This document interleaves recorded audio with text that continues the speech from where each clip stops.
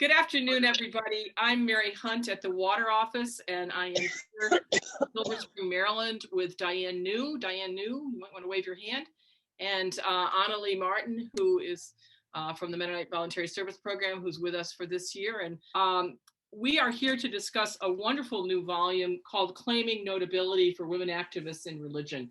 And I want to be like a carnival barker, putting it right up on the screen for you. Yep, Sherry White's got hers there. We're delighted to welcome you, and we're particularly happy to have the editor, Colleen Hartung, with us, as well as one of the authors of one of the chapters, Elizabeth Ursic, who will speak, and then I'll welcome others very shortly.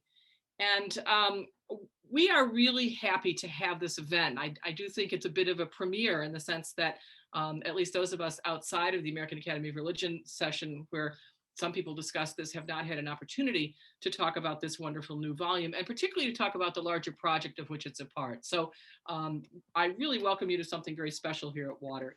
Like all of Water's efforts, this session is not simply an academic seminar, but it's a way of learning in order to bring our learning to the creation of a more just and equitable world. Our learning has a purpose here, and our purpose is justice. Nothing could be more concrete than figuring out ways into the major engines of common knowledge like Wikipedia. Virtually all social institutions, especially the ones that we interact with on a regular basis electronically, remain hopelessly mired in patriarchal assumptions, such that women and non-binary persons get left out very consistently. So let me explain the format for this Water Talk on Wednesday, February 10th, 2021. I will introduce our speakers. They will have 20 to 25 minutes to lay out some of the contours of this volume and of the projects of which they're leaders. There'll be plenty of time following that for dialogue, for your questions and answers, for discussion. When our speakers finish, you are heartily welcome to join the conversation, and we'll tell you how then to raise your hand and get in the queue in order to ask a question. We try to keep our programs as interactive as possible. Sometimes, you get on these webinars and people sort of talk at you, but we really try at Water to have our programs as interactive as possible. I hope you've had a chance to look at the book. It is available for free online, and we suggested reading Colleen Hartung's introduction and my foreword for a sense of the project, but it is free through open access, which is even more delightful and exciting for us, so that you can actually get this very easily. With that in mind, and before Colleen speaks, I'd like to give a special welcome to several people who are with us. First, I'd like to welcome Ellen Margaret Leonard from Canada, who is a Sister of St. Joseph of Toronto, and there is a chapter in the book about her. So I want you to welcome her in a special way. She was a longtime faculty member at the School of Theology and St. Michael's College in Toronto, highly regarded and beloved of so many people for her work, especially on women in the church. So Ellen Margaret Leonard, we welcome you in a special way as a special guest. And with her, of course, is Mary Ellen Chown, who's a regular in a number of our programs, and she is the author of the chapter on Ellen Margaret. So that's a really nice combination to have with us. And I'd also like to welcome in a special way Martha Gonzalez Perez from Mexico. Bienvenida a Martha Gonzalez Perez de Mexico, who is the author of the chapter about an old friend of mine, Beatrice Milano Couch, the first Protestant woman theologian in Latin America. And also with us is the translator of that piece, Sherry White, who is another collaborator of mine through the work of Ophelia Ortega. So having those two people, Beatrice Couch is deceased, but to have her biographer and the translator of the article with us adds a special luster to this day. So welcome in a very special way to all of these people who have been involved in the work of the project. Now I'd like to introduce Colleen and Elizabeth, and we'll proceed with our program. Colleen Hartung, PhD, is a co-founder and chair of the 1,000 Women in Religion Wikipedia project. And the 1,000 Women in Religion Wikipedia project is something that we'll be talking about, so I won't say more about it. But she's a person who develops global programs to address gender bias in digital platforms like Wikipedia. She teaches people like us how to edit and write biographical entries about women in religion. And she is the editor of the volume, have I said it enough times, Claiming Notability for Women Activists in Religion. She's the series editor for the Alta Women in Religion series and is the author of a contribution to Polydoxy, Theology of Multiplicity and Relation, titled Faith and Polydoxy in the Whirlwind, a Routledge publication in 2012. She's joined today by her colleague and our colleague and friend of Water, Elizabeth Ursic, who's co-chair of the Women's Caucus of the American Academy of Religion and Society for Biblical Literature. Elizabeth was with us for a program several months ago and is always an amazing guest because she is both a musician as well as a scholar of religion. She's a professor of religious studies at Mesa Community College in Arizona with a specialty in gender, art, and theology. And they will speak about the volume under consideration, Claiming Notability, as well as the larger project, this 1,000 Women in Religion project, trying to create, update, and improve Wikipedia articles pertaining to the lives of cis and transgender women who are notable as scholars, activists, and practitioners in the world's religion, the world's religious, spiritual, and wisdom traditions. That's how they describe it. To really bring out the lives of cis and transgender women who are notable as scholars, activists, and practitioners in the world's religions, religious and spiritual and wisdom traditions. And so there's no better place than Water to premiere this book. And this is how we blurbed it on our website. The interstructured forces of sexism, racism, and the like conspire to keep women from being added to the roles of religious figures accessible through Wikipedia and related platforms. Colleen Hartung and colleagues proposed to add 1,000 Women in Religion. This first volume includes the lives of Yvonne Delk, Beatrice Milano Couch, Ellen Margaret Leonard, and others. So we welcome you, Colleen and Elizabeth, and we look forward to your presentation and to celebrating with you the publication of this book and joining with you and your colleagues, and really wish you great success on the other 990 women that you need to now put into Wikipedia. So welcome to both of you. All right, thank you, Mary, for inviting us and for writing such an inspiring foreword to our book, Claiming Notability for Women Activists in Religion. We are grateful for the opportunity to share a bit about the book and the work of the larger international 1,000 Women in Religion Wikipedia project, which is its inspiration. When we received the invitation from Mary to speak, I went to Water's website and I scrolled through the list of activists, scholars, and religious practitioners who have shared their work in the context of this great gathering. It is an esteemed group. As chair of the 1,000 Women in Religion Wikipedia project and series editor of the Women in Religion series, I have developed this quirky habit. When I encounter a list of celebrated women, like the one on Water's website, I wonder if these amazing women's contributions and lives are covered by a Wikipedia biographical entry. There are 126 noteworthy women who have presented with Water. Only 47 of these women have a biographical entry on Wikipedia. As for other biographical information about their lives, most do not have more than a stub for a book jacket cover or their bio page on a university website. It is rare to find a chapter or a book-length biography like the one discussed in November's WATERtalk about the remarkable life of Teresa Kane. This curiosity and habit I have developed is informed by some hard facts. Only 18% of entries on Wikipedia are about women. Wikipedia has a well-documented woman problem. Studies show that knowledge accessed on Wikipedia millions of times a day reflects and extends the gender bias that characterizes the culture generally. But in particular, it reproduces the bias present in our culture's writing and readership of biographies that tilts dramatically toward a preference for biographies about great men. Notability standards on Wikipedia echo our cultural attention on celebrity, fame, masculine, and masculine hero worship. The lives of people who identify as women and who focus on more collaboration and coalition building are undercovered in all types of media, in trade books, in academic writing, in journals, in newspapers, on television, and social media.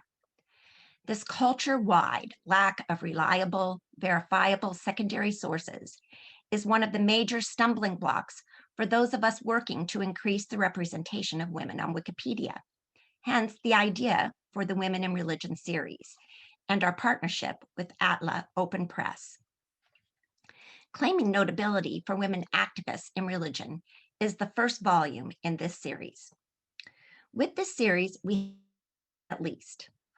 Number one, the series aims to improve the coverage and availability of secondary sources about women important to the development, practice, and study of the world's religious, spiritual, and wisdom traditions. We address this bias by writing about women whose noteworthy lives and works should be part of our everyday knowledge about the history and practice of religion and spirituality, but they are not. However, those of us involved with this series and with the 1000 Women in Religion Wikipedia project are well aware that writing 10 biographies in a volume, or even 100 biographies in a series, or even more, 1000 biographies on Wikipedia is not going to do much to shift the dial on gender bias that characterizes our culture, our taste in biographies, or even the representation of women in religion on digital encyclopedic platforms like Wikipedia. And so the series has a second, perhaps more important goal. Of the biographies, we aim to challenge and extend concepts like notability, neutral point of view, and conflict of interest by engaging in a critique and exploration of issues having to do with equity and gender parity in the production of knowledge by and about women. In the long run, it is this critical engagement with these concepts and issues that will change our ways of thinking about what kinds of contributions are worthy of noting, which will allow us to more fully represent the lives and works of who identify as women. In the first volume and in those that follow, we develop research and writing strategies that are informed by this critique and exploration, allowing us to lift up the works of influential women who aren't necessarily recognized as leaders or founders, but who nonetheless had and continue to have a profound impact on the development and practice of, as well as our knowledge about, religious traditions. To this point in time, most of these women have been marginalized as secondary background supporters to history's male movers and shakers. This series aims to deploy biographical writing as a strategy for refocusing our attention onto the contributions of these unrecognized but significant women of influence. We do this by moving their lives and their ways of being in and shaping the world to the foreground in a biography, so we can learn from and celebrate their mighty work. So with this first volume, we take a look at Wikipedia's notability guidelines for significant coverage and reliable independent secondary sources. We look at these notability guidelines as they are a reflection of cultural definitions and social customs that determine notoriety. The great men that most often occupy this category are conquering generals, popes, famous authors, titans of industry, leaders of expeditions that discover new worlds, geniuses that discover scientific wonders, and more. The feminist-oriented perspective that grounds this project rejects this patriarchal, hierarchical framework. It's not that women can't be all these things and more. They can, and they are, though in more limited numbers because of gender bias and discrimination. The biographers in this volume take into account all the ways their subjects fulfill our standard expectations about notability. They honor their traditional achievements as founders. They celebrate their pioneering accomplishments in leadership roles they assume at the local, regional, national, and international levels. They do this to make a strategic, traditional, culturally irrefutable claim about their subject's notability. Then, on these foundations, they move deeper into their subjects' lives in ways that critique and extend these familiar and biased standards. For example, Melissa Ortiz Berry uses her research to uncover the way the work of Bertha May Lillenas was erased. Bertha May was a popular hymnist and preacher in the Nazarene Church during the 1920s, when few women held these roles. Berry's research and writing unearths the early sources documenting Bertha May's noteworthy accomplishments. But she goes on to pinpoint the unfortunate erasure of Bertha May's contribution. This erasure occurred in later, more accessible biographies about her husband's life. Haldor Lindenas's biographers glossed Bertha May's groundbreaking work in favor of a more socially acceptable presentation of her husband's accomplishments. Berry's research allows her to make the case for Bertha May's notability, but as well, she provides a critical assessment of the way the works of women are minimized and ignored based on biased social norms. Biographer Martha Gonzalez Perez uses her research to show us how Beatrice Milano couches local and regional work for the advancement and the rights of women and children in Argentina and across South America influenced the global development of liberation theology. Martha Gonzalez Perez documents Milano's local and regional accomplishments, but then she goes on to trace the global impact of this work. By doing this, she makes the case for Couch's notability as an influential liberation theologian who should be recognized as for her work alongside her more noted male colleagues. And then there is Dr. Ellen Margaret Leonard, who devoted her life to a collaborative effort to advance women's rights in the Catholic Church. This effort eventually took shape as the Catholic Network of Women's Equality in Canada. Her biographer, Mary Ellen Chown, identifies the centrality of this collaborative work to Leonard's more well-known work as a systematic theologian. Chown makes the case for the noteworthiness of this collaborative work to our understanding of notability. Our time today is too short to share the specifics about the life and works of each woman covered in this volume, but I will quickly run through a summary of the strategies used by the remaining biographers to increase our knowledge about their subjects and to stretch our understanding of notability. All the biographers in this volume make a case for their subject's notability based on a present quality sources. The use of reliable, verifiable secondary sources is a primary requirement in and on Wikipedia. The nuanced approaches to this research necessity used by each of the authors provides helpful models for future writers. Elizabeth Ursic jogs our memory by recollecting forgotten sources that remind us of the groundbreaking character and much covered presentation of Janet Mckenzie's image, Jesus of the People, which was part of the National Catholic Reporters Jesus 2000 project. Karma Lakshmi Somo supplements her detailed but limited English language sources about her subject, Shundo Aoyama Yoshi, with information demonstrating the wealth of sources available in other languages. Polly Hamlin places her sources about Yvonne Delk in a historical context that allows us to see clearly for the first time her subject's notable contributions to the civil rights movement.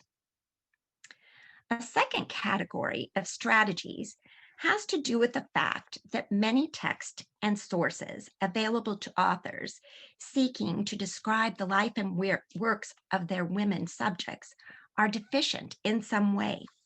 They're incomplete, contradictory, confusing, and sometimes hard to access, indicating some kind of erasure in the historical record. Many of the authors in this volume address some critical missing piece in the coverage of their subjects' lives. Deborah Fulthorpe retrieves information about May Eleanor Frey's work as an influential Pentecostal preacher and evangelist from its storage in archives that are largely inaccessible to the general public. Janet Ploss refocuses our historical attention onto Miranda E. Shaw, the award-winning, well-read books on women and goddesses in Buddhism. She reminds us that these books didn't write themselves and provides us with an embodied picture of this influential Buddhist scholar. A third category of strategies has to do with the fact that much of the work that women do as practitioners, scholars, and activists in religion takes place in the local and domestic sphere, outside the public eye. In these cases, part of the biographer's job is to identify the broader influence of the local, the private, and the domestic on the global and public sphere. Rose Marie Daher Kowalski makes a notable heroine of her subject by detailing the domestic minutiae that enabled the creation and spread of the Assemblies of God Church around the globe. Daher Kowalski troubles the boundary between our assessment of domestic and professional influence. A fourth and final category covered in the volume has to do with the fact that much of the work women do is collaborative and aimed at building coalitions of people that get things done. In general, the individual efforts of the women involved is not well documented. The job of the biographers in this volume was to make note of their subjects' individual contributions to these collaborations in ways that reshape our thinking about notability. Rosalind Hinton identifies Ida Weiss Friend's participation as a coalition builder and collaborator across multiple local, regional, and national organizations. And then she documents her individual contributions and their global impact. By a skillful use of their sources, biographers in this volume make the case that the notability of their subjects is enhanced by their collaborative efforts. So why are these research and writing practices important? Here are a few concluding thoughts. Number one, we are writing women back into history, lifting them from the footnotes, library archives, and local histories into the foreground as the subject of a biography. By this act, we are rewriting history as a whole by creating a more inclusive accounting of the important contributions of women, an accounting that provides a more accurate and equitable representation of the role of women. Number two, because the works of women are undercovered, their influence and contributions are undercited in the secondary literature. This has consequences in terms of tenure and other types of advancement for the careers of women who have done noteworthy work that does not get shared as widely as it should. It also has consequences for the careers of the women they mentor. Number three, these writing practices also help to shift the dial on gender bias in the general culture by shifting our collective thinking about what counts as notable. If you haven't yet, I encourage you to read the full chapters about the incredible women covered in the volume and to follow along as future volumes are published. Watch for volume 2 this fall. The working title for this volume is Raising Up the Marginalized Voices and Contributions of Women in the Academy. As well, we invite you to participate as biographers in future volumes and in the larger 1,000 Women in Religion Wikipedia project. I'll make sure that Water has the link to the call for papers to Volume 3 of the Women in Religion series, due on March 12th. In this volume, we are covering women who have been associated in some way with the Parliament of the World's Religions. As well, we will make sure that you have the link to the 1000 Women in Religion Wikipedia project page and my contact information if you would like to receive more information, attend a meeting, or just have questions. Now, I leave it to Elizabeth to say a few words about how a project like this emerges from the collective struggle of women and a few men who came together in an organization like the Women's Caucus at the American Academy of Religion and the Society of Biblical Literature. She'll also share a bit about the origins of this project in her work as the chair of the Women's Task Force at the 2018 Parliament of World's Religions. And if there is time, hear about her experience as one of the biographers in this volume. Elizabeth? Thank you, Colleen, and thank you, Mary. I just want to say that Colleen has done something extraordinary in a river of work that Mary and many of you on this call have been doing in multiple directions and in multiple ways for getting women's contributions known, for giving women opportunities to have place to do it, and for getting acknowledged for the work that they do. So I thought just to give a couple of very quick sweep through how this happened. It actually started back in my graduate work. It was the early 2000s, and I was doing research on the Daughters of Wisdom, a Catholic order. It started in France, and I was studying the ones here in America. And I went to the History of Women Religious Conference at Notre Dame, and it became very clear that women in the Catholic Church, especially women religious, and we were able to feature some in this volume, had been underreported with their works attributed to bishops and others. It was very exciting to see young graduate students in the lunch cafeteria with different senior nuns speaking about sharing their archives and these treasure troves of information that had never come to light. So we have, maybe in these last 20 years, this has been a focus of mine, seeing that we need to record these histories in many, many religious settings, especially the experiences of women. So that's how it started. My book ended up expanding to include 3 Protestant chapters, and finally got published in 2014. With SUNY Press. Women, Ritual, and Power was the book. It debuted at the National Women's Studies Conference, happily in Puerto Rico that year for me, because they did an author sharing. And in the exhibition hall, Wikipedia was there. Wikipedia was there with these cards that said a lot of what Colleen's talking about the underreportedness of women, and not just of women in the platform of Wikipedia, but women creating the knowledge base that gets into Wikipedia. And they were there looking for professors and classes to start writing. So that was in my mind. I got to do that a little bit at my college, Mesa Community College.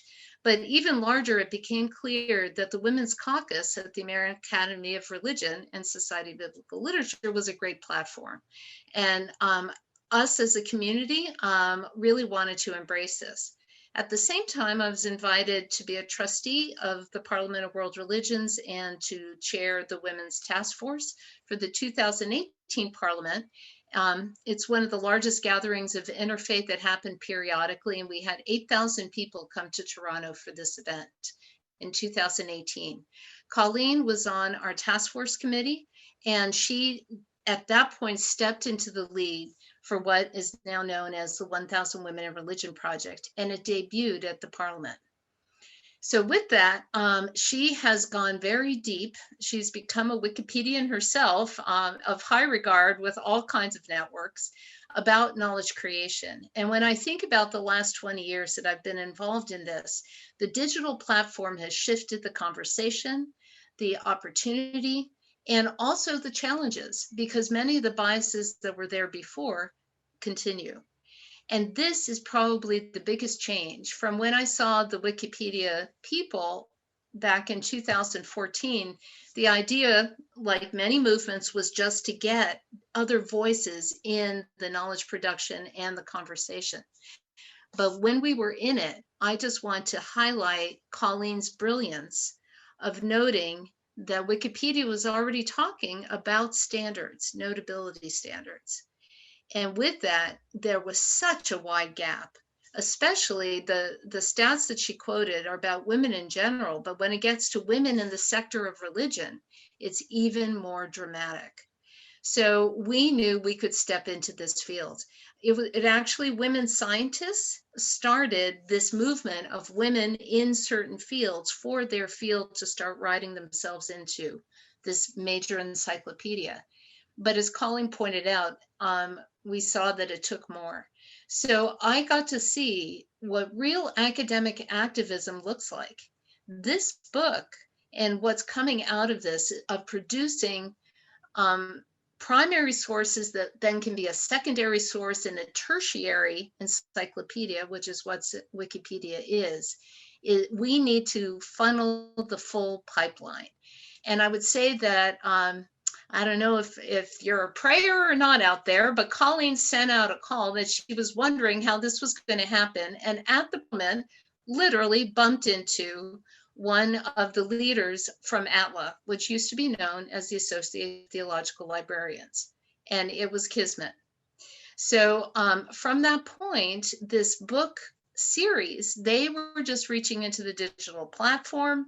We had this huge project, and we needed to create more primary sources, and that is how this volume came to pass. To sit here today with people that actually have written chapters, with these illustrious women that needed to be written about, to celebrate this happening is a joy that I can't even express. Colleen mentioned, I now have jumped into the first level of being able to write a chapter about someone, a sacred artist, Janet Mckenzie, who had quite a story in this volume, and was shocked that she wasn't in it. And I'm sure for every single author, we were just surprised that there wouldn't be a Wikipedia biography page about these great women we know. So with that, thank you, Colleen. She has taken this far beyond anything that I could have even imagined. And with that is creating a movement that is now worldwide. And you can join her. She's so accessible. She does these monthly meetings.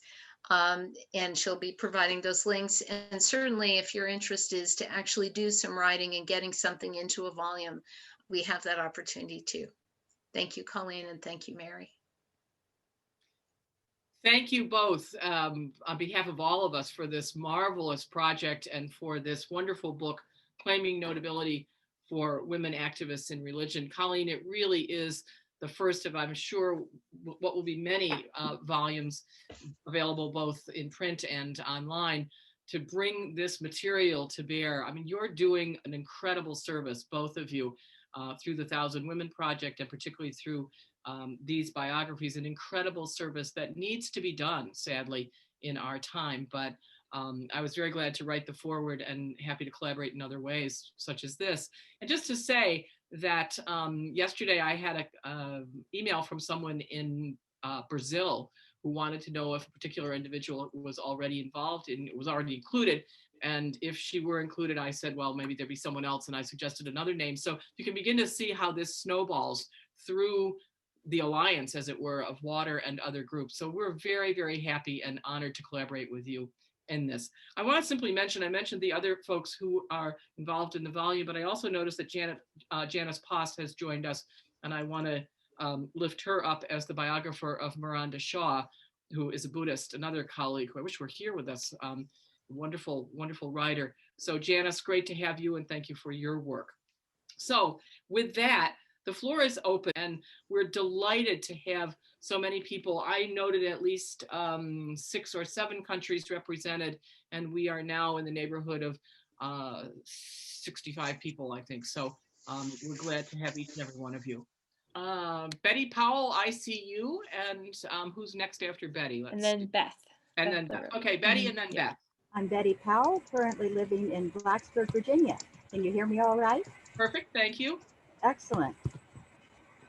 I was one of the women ordained in the Episcopal Church early on, and Alla Bozarth, who was one of the first group in Philadelphia, had written us up in Wikipedia and has told me that over time, what she writes keeps getting changed by someone else, and she has to keep going back and putting more information in, correcting it.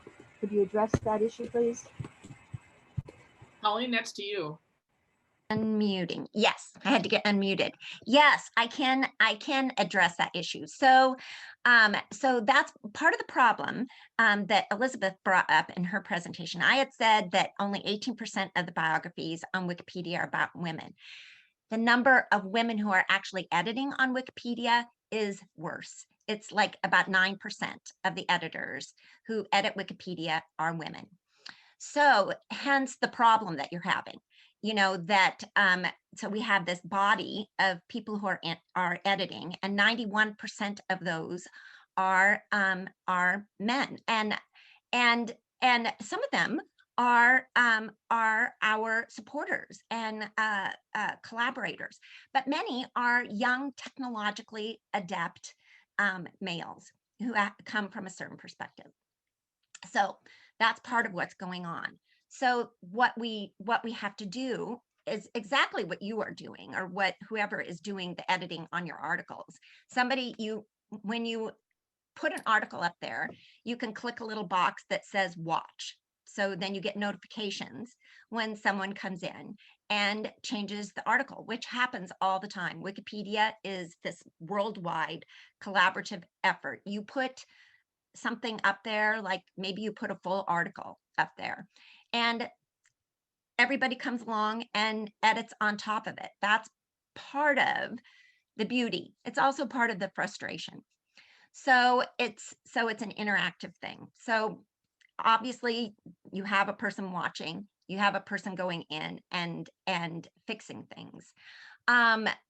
It probably might be good for us to have a conversation to find out if that person is signed up as a Wikipedian, and what they can do to get themselves more credibility on Wikipedia so that the changes they make stick. But that it's just an illustration of one of the reasons. We're not just about writing biographies. Our project is also about recruiting editors. And because the more women that we can get as editors, the less what is happening to those articles will happen, because there will be people with a broader variety of perspectives participating in editing, which will bring down the searching of these young tech guys for articles that they can feel like they can easily go in and change. Anyway, if we can help in any way, my information will be out there and you can contact me. Great. Before Beth goes on, I'd like to just say that there is in the chat there are some ideas here of people to add to the collection of women.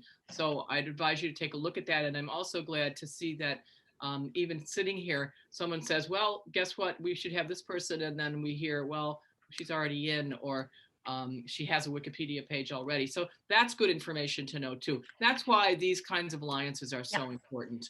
Hi, it's Beth LaRock from Canada East, and I'm so happy to be here. I'm a member of CNWE, and congratulations on this book. And you kind of answered my question, Colleen, because what I wanted to say was that I was at a Phyllis Zagano session on women deacons, and she said her Wikipedia site was vandalized many times. So you've already expressed that you're aware of the reality, and it's just very sad. So I just wanted to, I guess there's no easy answer to that. You answered what to do already. So thank you for all your hard work, and I'm sorry about any vandalism that goes on. Yeah. Well, so what I would respond to that is we have a lot of women. Unfortunately, we have women that contact us who have Wikipedia articles on Wikipedia about them, and they're incorrect. You know, somebody has put an article up about them and the information that is in that article is incorrect. And with Wikipedia's conflict of interest policies, you're not supposed to go in and fix your own article. So, so we're a small group yet. So as we get larger, we'll be able to be more effective at doing all the myriad of tasks there are to do. But one of the things that is on our list to do is to be able to be of more immediate assistance to people who have problems like that. You know, like, here's this article about me and it's not right.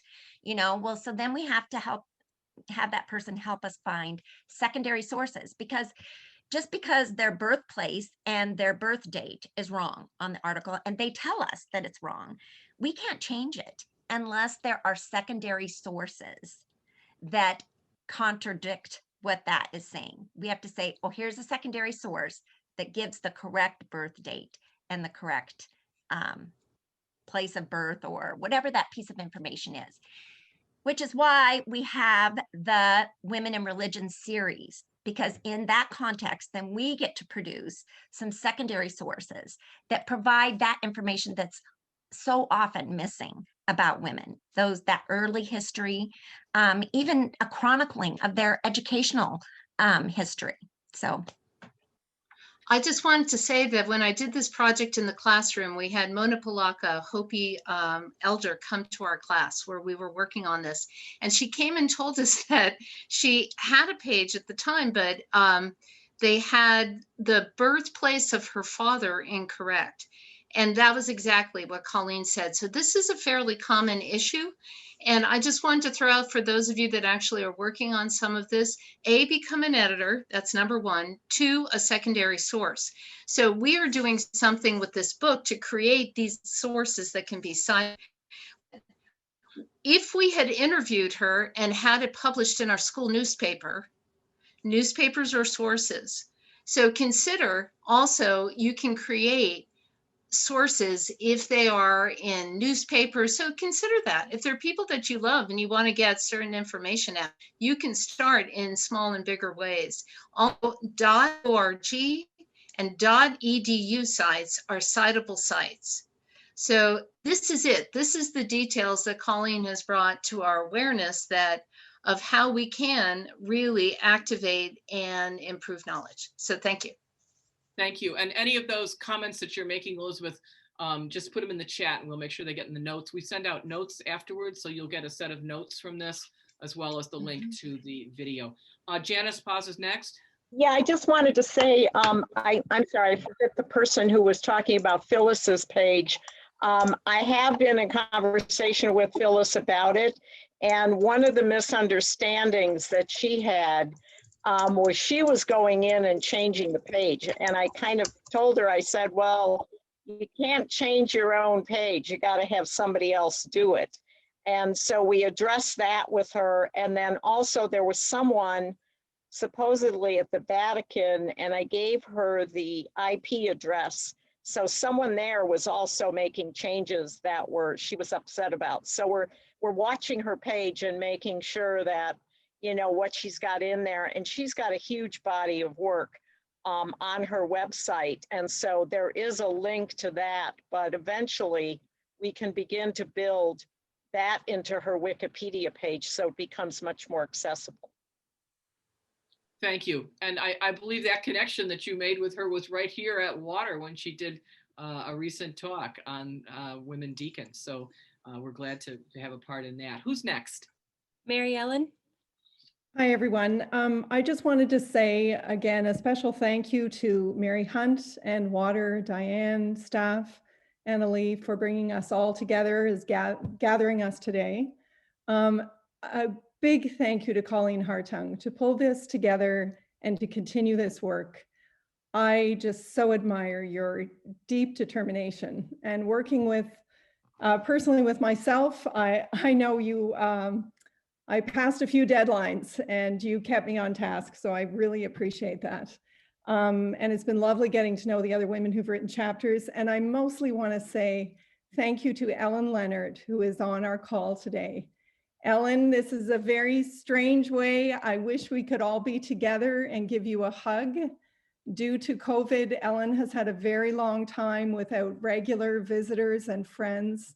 And her sister, Anne Leonard, is on the call today. She's on by telephone. I could not have done this volume without both of you. I had lovely visits before COVID started working on these chapters. And seeing the love of these two sisters was a privilege and an honor. And just to say, there are many Can We members on here today, Ellen, with you. We'll write them down and let you know all about it. So the movement that you started 40 years ago is alive and well and working for justice and equality in the Catholic Church. So again, Ellen, thank you.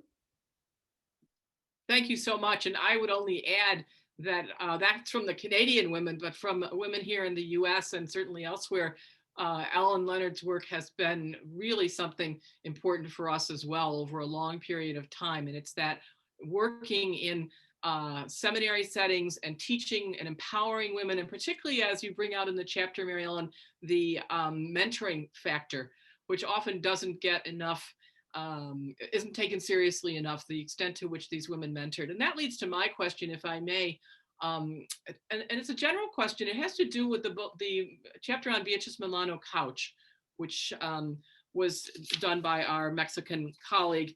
And I just was stunned by the fact that she wasn't in Wikipedia.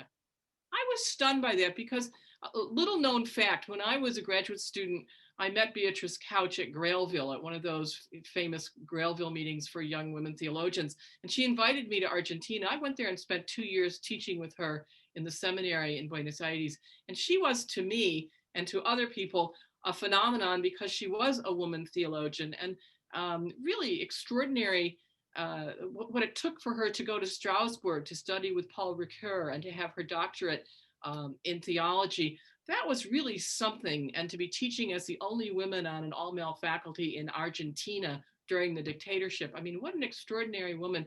And to think that her story has not been told. And then to run into Martha Gonzalez Perez in Mexico and to realize that she had written her master's thesis. So I just think some of these things are really hidden in plain sight, and we really have to rack our brains and not think anyone is included until we can see that they are. I'd like to call on Sherry White, who was the translator of that article, and herself is a long time, lived for a long time in Cuba, and now is in Nashville and is very involved with women in Latin America. So Sherry, over to you. Let me just say, I lived my childhood in Cuba, but most of my life has been spent in Mexico, where I lived for 42 years. And then there was time in Chile because I was born in Chile. So Latin America in general is very important for me. I just wanted to share something I found out recently about Beatriz Milano, in that her death was very sad. She became very ill, and a friend just commented to me that she sent someone to check on her when she was living her last days in Uruguay and found her on the floor of wherever she lived. She couldn't even get up. And that person, who had been a former student of Milano's, was able to help her in her final days so that it wasn't so tragic. And just the whole way women who think beyond the borders created by mostly men and other women is a tough road to hoe, and we're still working on that. So I think this project that Colleen is heading up for all of us is going to have positive results over the long run. I sure hope so. Thank you, Sherry. That's very helpful. And you do underline a difficult problem, which is that the pioneer women are often not only forgotten, but often mistreated as well. And yes. So Martha Gonzalez, go ahead. Do you want Sherry to translate? Sí, gracias, Mary. Gracias. Okay, Sherry, will you translate, please?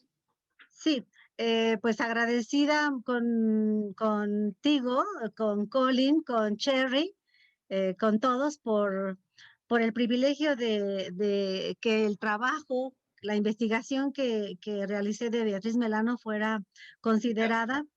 She says, thank you to Mary, to Colleen, and to Sherry for helping me do this project and get it translated.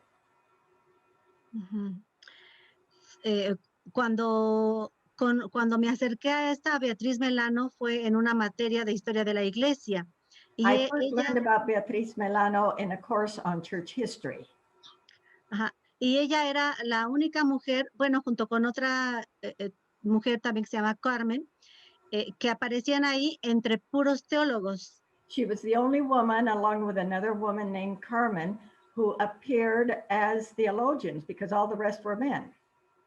Sí, cuando vi que casi era de la edad de mi madre, me emocionó mucho y decidí entonces comenzar a investigarla.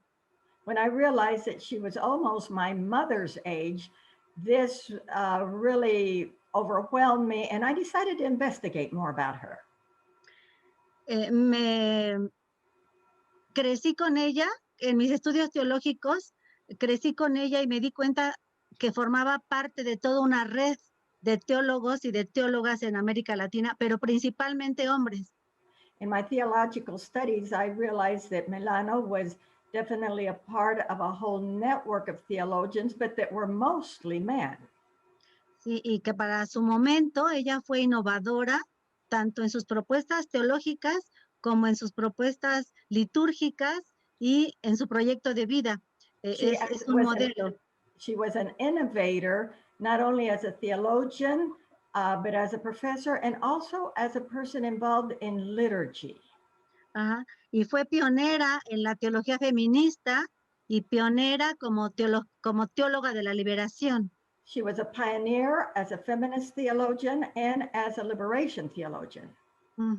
Además, también propuso planes educativos en ICEDET muy diferentes a los planes educativos que estaban en otros seminarios. She offered for ICEDET, the theological institution in Buenos Aires, Argentina, where she was a professor, a very innovative educational pedagogical approach from what other theological institutions were doing.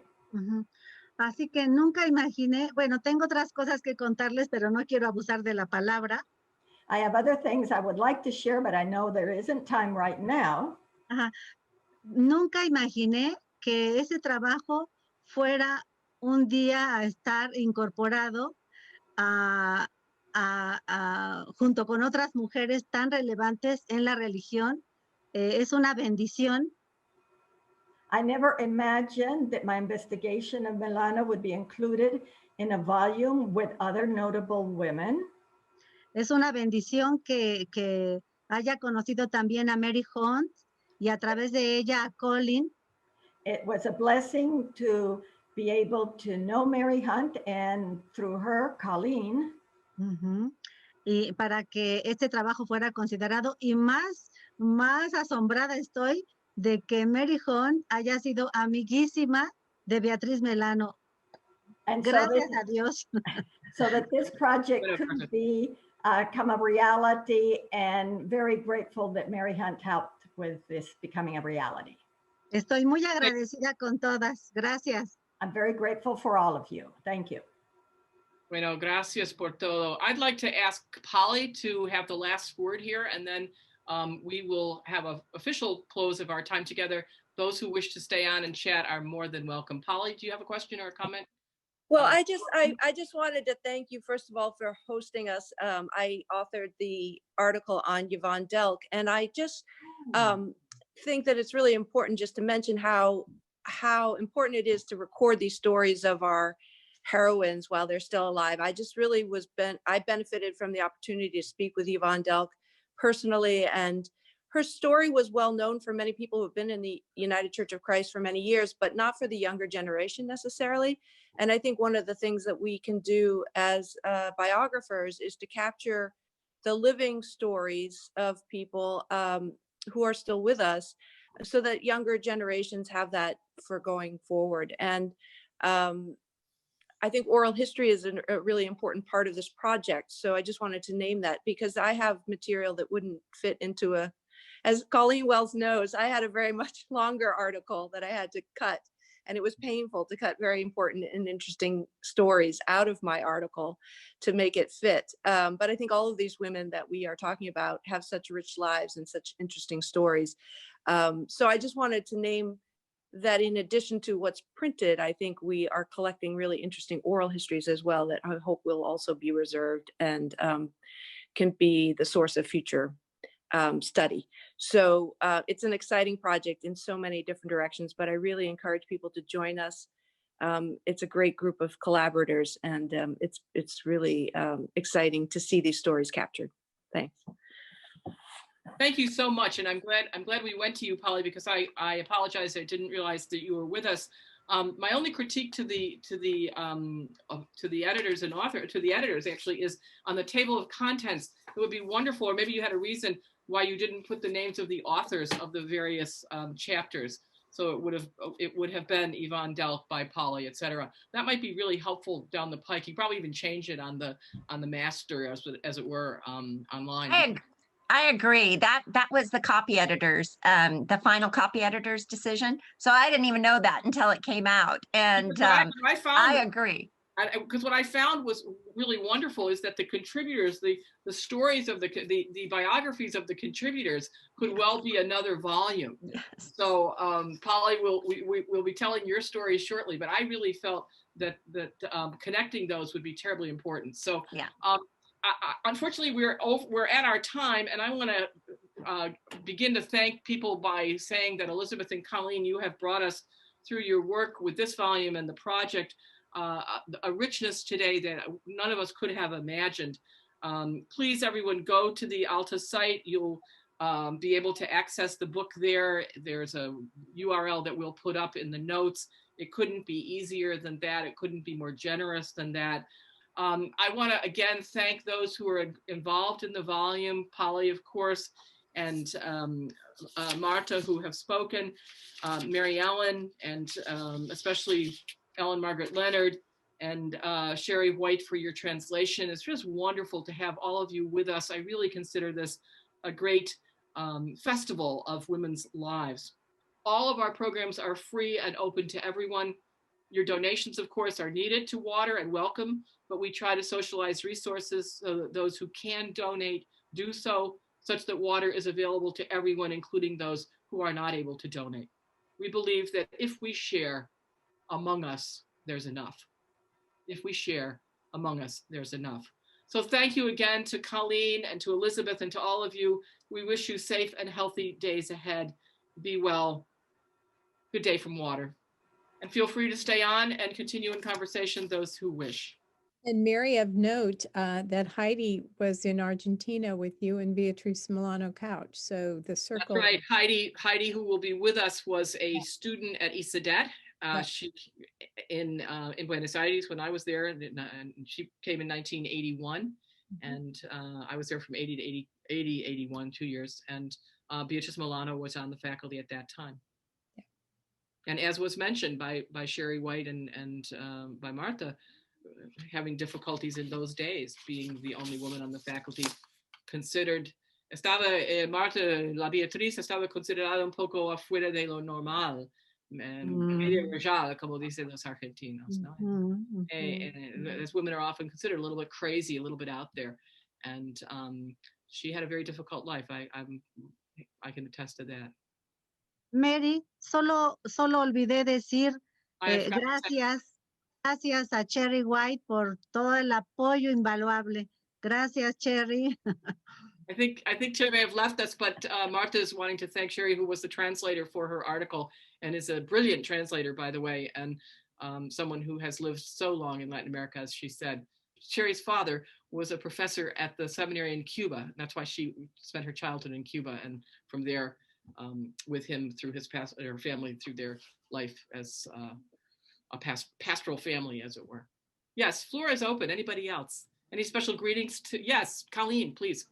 just want to say in the comments about being surprised by who is not in Wikipedia. And one of the people I think you would be super surprised is not in Wikipedia is Tracy C. West. You know, she's presented here at Water. We're rectifying that. She is in the next, we're doing a chapter on her in the next volume, but it's shocking. It is just shocking, you know, so don't ever say to yourself, oh, for sure that person's on Wikipedia, because it's just not true. So in that case, it's scandalous, not just shocking. it is scandalous. It is scandalous. Yes. And I also wanted to say the other thing about writing women's biographies that I've experienced, and it happened again here in this gathering, but when women hear their stories told, it is a really incredibly amazing, powerful thing. It's powerful for the women whose stories are told, but it's also powerful for the women who are present in their presence when they hear their stories. It's happened, you know, at different gatherings at the panels.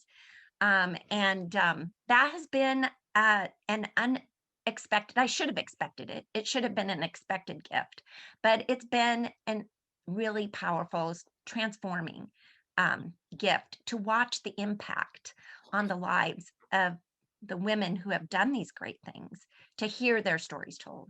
So, well, and that leads me to say once again, because I can't say it enough, the importance of the presence of Ellen Margaret Leonard with us. And Ellen, we hope that this has been important for you as well, and that you understand the centrality of place that you hold among Catholic women, particularly in Canada, but also around the world, because you, not only in your person, but in the generation that you represent as well, the kind of work without which there would not be a woman now as the undersecretary in one of the Vatican dicasteries, even though her colleague was named a bishop the same day.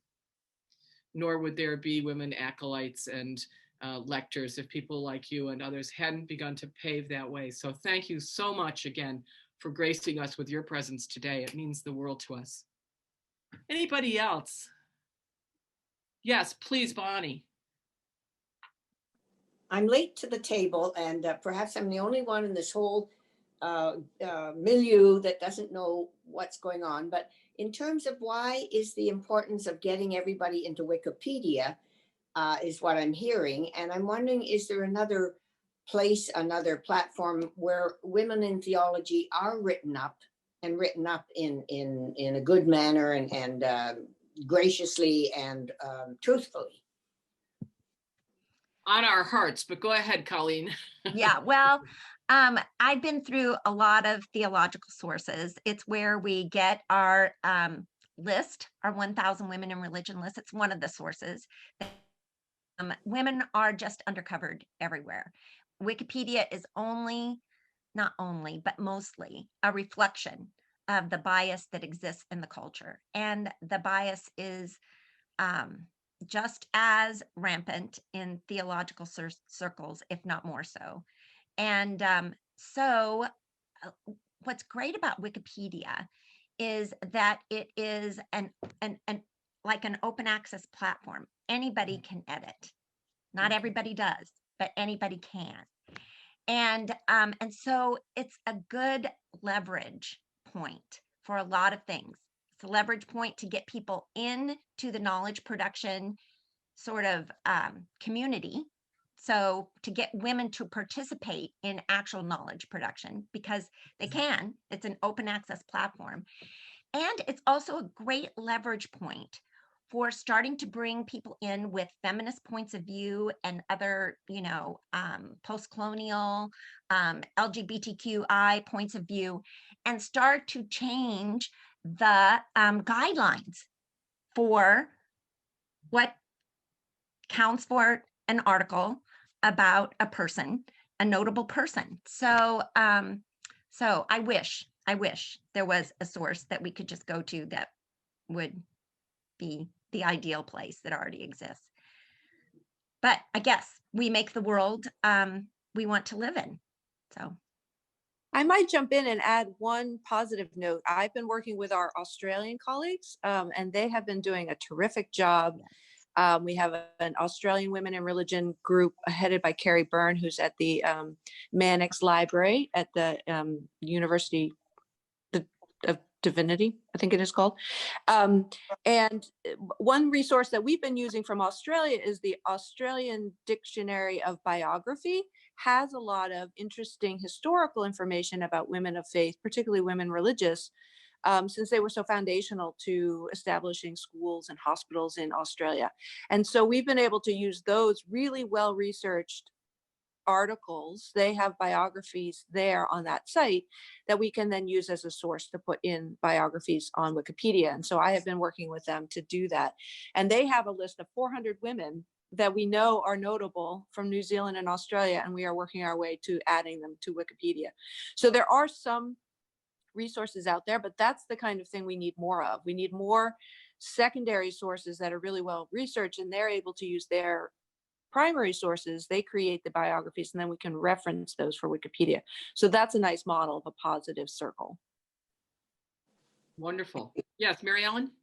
And then Yeah, Janet. and I can also add to that in terms of the archives that we had to work on. I was privileged to work with Linda Wicks, who is at the Sisters of St. Joseph Archives in Toronto, and the painstaking work they have done with their women religious to have files on them, to have their information. Ellen, you had your resumes and all the courses you took and articles in that I was able to draw on. And as well, many years ago, Pam Roth, a member in the Catholic Network for Women's Equality, put our archives into the National Archives in Canada.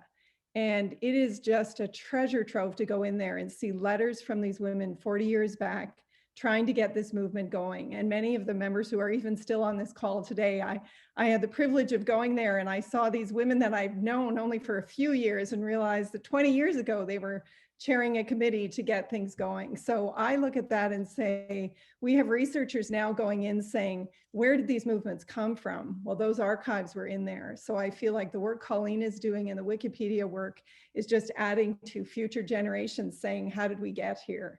And to document that is awesome. Janice, did you want to speak?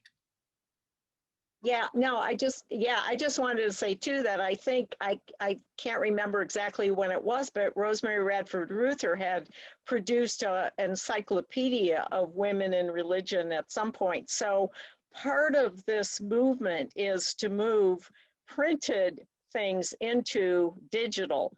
And so that's part of the issue, is that some of these things are in print. And I think Lisa and Rosemary were working on another update or a version of that as well, Lisa Isherwood and Rosemary, when Rosemary had her stroke. So, you know, it's a movement putting things on Wikipedia or on these digital platforms that, yeah, exactly. So yeah, that's part of it. It's just the move from print to digital. There you go. Well, Right. and I wanted to say something about that resource. So there are only so many hours in the day. And if somebody has a time and a desire, one project that I'm just not getting to, but I have been working through that volume page by page because there's so much information about so many women. And I'm just trying to create a spreadsheet of all the women, and with that source as a source, and there's also indications of other sources in there. So you can take a volume like that, create a spreadsheet, put the information onto Wikidata, which is kind of a subset of Wikipedia, and then that link is waiting there for somebody to write the article. So. And there are many volumes. Mary and I each have a different one. I pulled this off the Water Library shelf, and there are like 10 volumes like this. Oh gosh, don't tell me that. I'll never get through. I don't know which one you pulled, Mary. I pulled them. I think there are only 3 volumes actually, because it's just the 3rd volume has the index. So I think I was thinking there was 2. Yeah, there's 3. I'm looking at number 3, and it's called the Encyclopedia of Women and Religion in North America. So it's really limited. Edited by Rosemary Skinner Keller and Rosemary Radford Ruther. And this was published by Indiana University Press. We'll put this in the notes, but The date of this publication is 2006. So you can imagine that there's a whole lot that's gone on since 2006. Anyway, it's a very wonderful resource, but obviously sadly out of date, given or needing to be refreshed. Anybody else? Yes, please, Veronica Dunn. Welcome. Thank you. Hi, everybody. I really want to show off for Ellen. I want to talk so Ellen will see me. I can say hi, Ellen. It's so nice to be here. Ellen was a great support to me in the times of my studies and became a friend as well. I also wanted to say to you, Colleen, your comment about how telling women's stories are empowering, both for the individual's story, but also for those who are hearing the story. And that was my experience today. And hearing some aspects of these various stories, I'm thinking of all different people that need to be in Wikipedia. And so it's energizing, and I thank you for that too. And Mary Ellen Chown, you're a star as always. Thank you. Thanks, Veronica. Great to have you with us. Thanks. Susan Roll, nice to see you too. I just found myself looking at everybody on the screen saying, I want to see you in Wikipedia. What a group this is. Yeah. Yeah. Yeah, we're very, very lucky to have such an alliance, as it were, because I think it's the coming together that allows us to see the extraordinary richness that's out there. And also, Colleen, to your point, and Janice and others involved in this project, Elizabeth as well, how terrible that some of these women of the caliber of Beatrice Couch and Tracy West, I mean, are not already known, or that Yvonne Delk was not known to. I mean, I always just assumed Yvonne Delk was of the ages, knowing her work through the UCC and social justice and so on. I just assumed. It never occurred to me, Polly, that she wasn't captured in the way that you captured her in the book, which I really appreciated so much. You brought her alive in ways that were just so rich and terrific. Yes, Betty, do you want to say something? Go ahead. Yes, would you all provide us with a list of some of the best ways to get involved with this project, please? Yeah, we will. We'll, Colleen, if you can send us those URLs that you mentioned in terms of the 1,000 women, and I know you have the monthly meeting of people and so forth. Just anything you send us, we'll put in the notes. So yes, you'll get notes from this later this week. I just had one more thought when, Polly, when you were talking about Yvonne Delk, I came to Washington in 1980, and so I worked beside her. But as a young intern and then a young staff person, I think we've all worked with people that we don't realize how incredible they are. And so even today, having you, Polly, here, and you, Colleen, and you, Elizabeth, talking about Yvonne Delk, I'm thinking, wow, I didn't even realize what I was growing up with.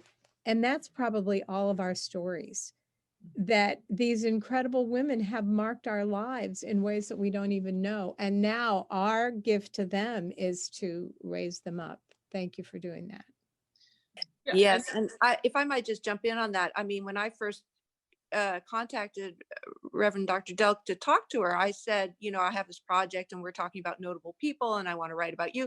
And her first reaction was, well, I'm not notable. I'm just an ordinary person. And of course, her story is extraordinary. And I think quite a lot of people don't know the extent of, I don't think that many people in the UCC knew that she did sit-ins when she was in college, So some of it is about this perception that Colleen has so well articulated, that only certain types of people get to be notable.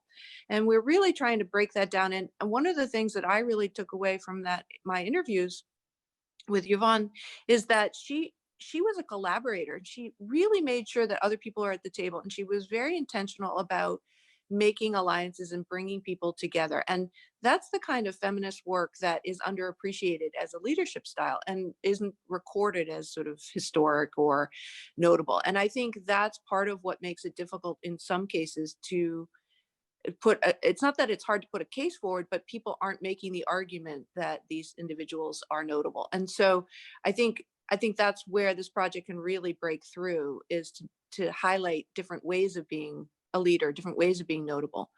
And then we have to help people see that their stories are worth including in Wikipedia, that they belong there. I think that's an important conversation.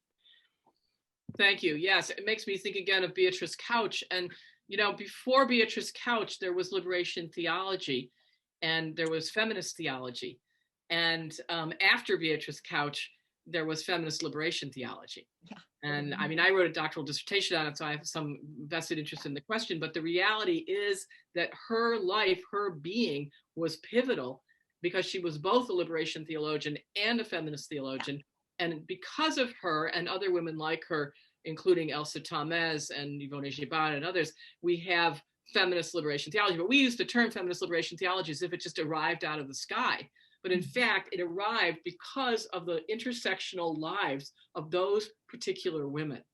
And I find that a very persuasive reason to do this kind of work. So if anybody else wants to make a last comment, yes, please, Bonnie, one more, and then I think we'll call it.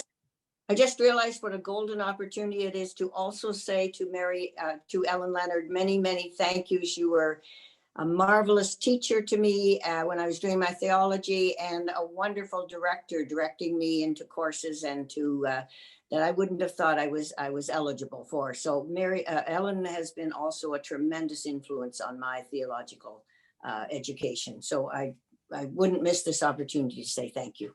Oh, that's wonderful. We have heard that over and over, not only here, but also in the essay, that Ellen Leonard has been that pivotal person for so many people. And if that isn't notable, I don't know what is. So Ellen, again, thank you, with a bow of deep reverence to you and deep gratitude to you for all that you've contributed and continue to contribute, I'm sure, through your prayers and other ways of being with us. And it's so important that your friends and colleagues and former students have had this opportunity to once again thank you and share. I know, reading the chapter, of course, that you've received other honors over the years and honorary degrees and that sort of thing. But I hope that this particular experience of real sisterhood, if you will, across 6 or 7 countries resonates with you on this day. So thank you again. And with that, I say thank you to everybody.